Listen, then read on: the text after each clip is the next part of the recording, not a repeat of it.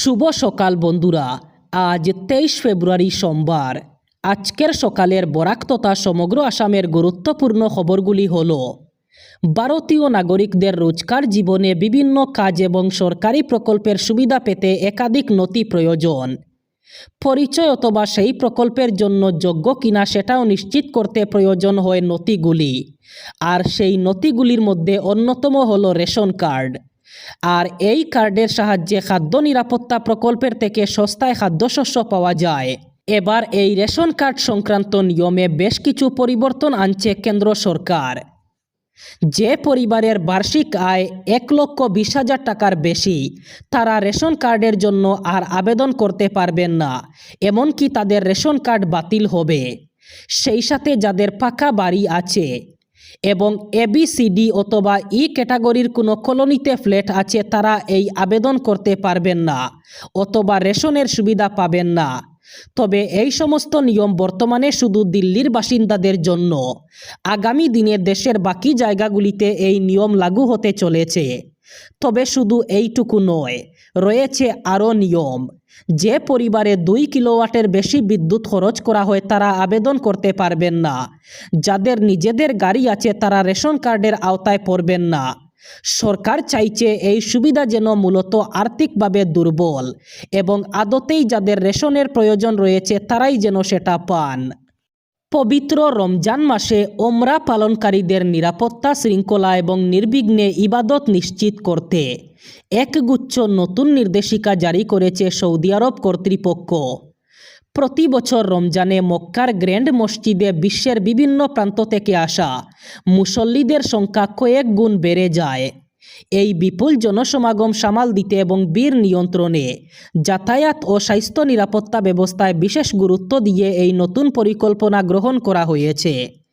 Saudi সরকারের পক্ষ থেকে জানানো হয়েছে, বিশেষ করে নামাজের আগে এবং পরে মসজিদের কেন্দ্রীয় এলাকায় তীব্র ভিড় সৃষ্টি হয়, যা নিয়ন্ত্রণে কঠোর অবস্থানে থাকবে নিরাপত্তা কর্মীরা। ভিড় ব্যবস্থাপনায় নতুনত্ব আনতে গ্র্যান্ড মসজিদের প্রবেশপথগুলোতে অত্যাধুনিক ডিজিটাল সংকেত ব্যবস্থা অথবা সিগন্যাল বোর্ড বসানো হয়েছে। এই ব্যবস্থায় সবুজ সংকেত মানে ভিতরে জায়গা খালি আছে এবং মুসল্লিরা প্রবেশ করতে পারবেন, আর লাল সংকেত মানে জায়গা পূর্ণ হয়ে গেছে এবং নতুন করে প্রবেশের কোনো সুযোগ নেই। জমিনি স্তরের স্রোত স্বয়ং বুঝে নিলেও বিধানসভা নির্বাচনের প্রার্থী বাছাইয়ে নিজের মতামত প্রদেশ কংগ্রেসের উপরে পুরোপুরি চাপিয়ে দিতে চাইছেন না কংগ্রেস সাংসদ প্রিয়াঙ্কা গান্ধী। অসমে আসন্ন ভোটে দলীয় সম্ভাব্য প্রার্থী চয়নে তিনি রাজ্য নেতৃত্বের নিজস্ব সমীকরণকেও সমানভাবে গুরুত্ব দিয়ে তালিকা চূড়ান্ত করার পক্ষপাতী। 10 জনপথে কেন্দ্রীয় নেতৃত্বের সঙ্গে রাজ্য সভাপতি গৌরব গগৈ, বিধানসভার বিরোধী দলনেতা দেবব্রত শইকিয়া, প্রাক্তন প্রদেশ কংগ্রেস সভাপতি রিপুন বোরা প্রমুখদের বৈঠকে সেই ইঙ্গিতই পেয়েছেন অসম থেকে আগত নেতারা। প্রথমবারের জন্য 2 দিনের অসম সফরে এসেছিলেন প্রিয়াঙ্কা। কংগ্রেসের হবু বিধায়ক বাছাই সম্পর্কে বছরের পর বছর বিজেপির দিক থেকে টাকার বিনিময়ে টিকিট দেওয়ার অভিযোগে প্রশ্নবিদ্ধ হতে থাকার পরে 26-এর বিধানসভা নির্বাচনে প্রার্থী চয়নে স্ক্রিনিং কমিটির চেয়ারপারসন হিসাবে প্রিয়াঙ্কা গান্ধীকে নিযুক্ত করেছে AICC। সফরে তিনি মধ্যরাত পর্যন্ত রাজ্য, জেলা এমনকি আঞ্চলিক স্তরের নেতাদের সঙ্গেও কংগ্রেসের সাংগঠনিক এবং জেতার সম্ভাবনার বিষয়ে আলোচনা চালিয়েছেন। অসম প্রদেশ কংগ্রেসের প্রাক্তন সভাপতি ভূপেন বোরাকে ঘিরে তীব্র সমালোচনা করলেন করিমগঞ্জ জেলা কংগ্রেসের মিডিয়া বিভাগের নেতা শাহাদত আহমদ চৌধুরী। তার অভিযোগ, ভূপেন বোরার নেতৃত্বের কারণেই গত 1 দশক ধরে ক্ষমতার বাইরে রয়েছে ভারতীয় জাতীয় কংগ্রেস। পাশাপাশি দলের ভেতরে থাকা আরও কয়েকজন বিশ্বাসঘাতককে চিহ্নিত করে দল থেকে বহিষ্কারের দাবিও জানান তিনি। শাহাদত চৌধুরীর বক্তব্যে উঠে এসেছে একাধিক গুরুতর অভিযোগ। তার দাবি, ভূপেন বোরার নেতৃত্বে দলীয় অদূরদর্শিতা, গোপন তথ্য ফাঁস, টিকিট বণ্টনে অনিয়ম এবং ব্যক্তি স্বার্থে সংগঠনকে দুর্বল করার মতো ঘটনা ঘটেছে। তিনি বলেন, বোরার প্রদেশ সভাপতির সময় কংগ্রেস কোনো বড় নির্বাচনে উল্লেখযোগ্য সাফল্য অর্জন করতে পারেনি, বরং তৃণমূল স্তরে সংগঠন দুর্বল হয়েছে। আনুষ্ঠানিকভাবে গেরুয়া শিবিরে যোগ দিলেন ভূপেন বরা। গৌহাটির বশিষ্ঠ চারিয়ালির বাজপেয়ী ভবনে আয়োজিত এক অনুষ্ঠানে তিনি ভারতীয় জনতা পার্টিতে যোগদান করেন। তার সঙ্গে ভারতীয় জাতীয় কংগ্রেসের প্রাক্তন যুবনেতা সহ শতাধিক নেতাকর্মীও বিজেপিতে যোগ দেন। যোগদান অনুষ্ঠানে উপস্থিত ছিলেন রাজ্য বিজেপির সভাপতি এবং অন্যান্য শীর্ষ নেতৃত্ব। জানা গেছে, একাধিক কেন্দ্রীয় নেতৃত্বের উপস্থিতিতেই এই যোগদান অনুষ্ঠান অনুষ্ঠিত হয়। ইতিমধ্যেই ভূপেন কুমার বরা বাজপেয়ী ভবনে উপস্থিত হন এবং বিজেপিতে যোগদানের জন্য বিশেষ পোশাক পরে আসেন। যোগদানের পর ভূপেন বরা বলেন, কংগ্রেসের প্রার্থী তালিকা ঘোষণা হওয়ার পর আরও বহু নেতা বিজেপিতে যোগ দেবেন। তিনি বলেন, রাজীব ভবনের বহু স্বাভিমানী অসমিয়া শীঘ্রই বাজপেয়ী ভবনে আসবেন।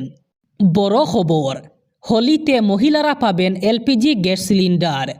আগামী 2 মার্চ একাধিক বড় ঘোষণা হতে চলেছে। মহিলাদের আর্থিক সহায়তা, ফ্রিতে ভ্রমণ, অভিযোগের দ্রুত সমাধানের মতো নানা গুরুত্বপূর্ণ ঘোষণা করা হতে পারে। তবে এই সব ঘোষণাই হবে দিল্লির সরকারের প্রথম বর্ষপূর্তি উপলক্ষে। আগামী 2 মার্চ এই অনুষ্ঠান।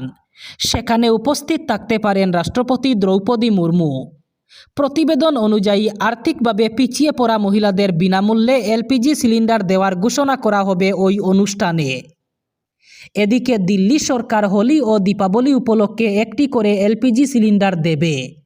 এই সিলিন্ডারের দাম সরাসরি বেনিফিট ট্রান্সফারের মাধ্যমে সুবিধাভোগীদের আধার কার্ড লিঙ্ক করা অ্যাকাউন্টে ট্রান্সফার করা হবে। মুখ্যমন্ত্রী রেখা গুপ্তা জানিয়েছেন যে সরকারের কাছে তথ্য এসেছে যে লাডলি যোজনার আওতায় প্রায় 1.86 লক্ষ অ্যাকাউন্টের গ্রাহক এখনও টাকা পাননি। সরকার গত 1 বছরে 30,000 সুবিধাভোগীকে চিহ্নিত করেছে। তাদের দেওয়ার জন্য 90 কোটি টাকা বরাদ্দ করা হয়েছে। আরও 41,000 মহিলাকে চিহ্নিত করা হয়েছে। বিধানসভা নির্বাচনের আগে রাজ্যের রাজনীতিতে কার্যত পারদ চড়ালেন বদরুদ্দিন আজমল।